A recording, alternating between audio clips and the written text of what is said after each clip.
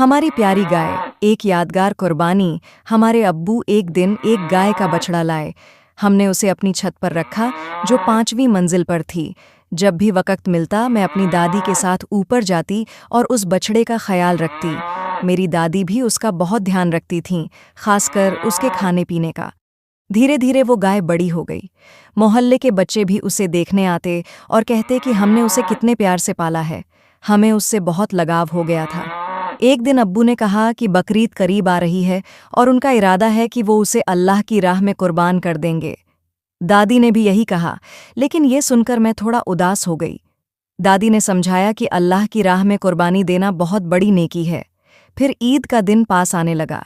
अब्बू ने कहा कि ईद की नमाज पढ़कर कुर्बानी करेंगे। रोज का मामूल था कि गाय के पास धुआं करते थे ताकि मच्छर या कीड़े उसे परेशान ना करें।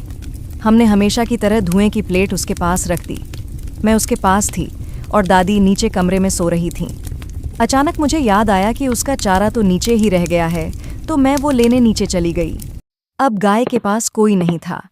तभी तेज हवा का झोंका आया और धुआं करने वाली प्लेट पलट गई। गाय के चारों तरफ आग लग गई। बाहर मोहल्ले वालों का शोर सुनाई दिया। वो कह रहे थे कि हमारे घर की छत पर आग लग गई है। मैं जल्दी से ऊपर गई और जो देखा, देखकर मुझे झटका लगा। इतने में अब्बू भी आ गए, लेकिन तब तक हमारी प्यारी गाय जल चुकी थी। फायर ब्रिगेड को फोन किया गया, गाड़ी आई और ऊपर की आग बुझा दी गई। शुक्र है कि नीचे की मंजिल बच गई, लेकिन हमारी वो प्यारी गाय जो कुर्बानी से पहले ही कुर्बान हो गई, अब हमारे साथ नहीं थी। दादी ने कहा कि अब अफसोस करने से कुछ नहीं होगा।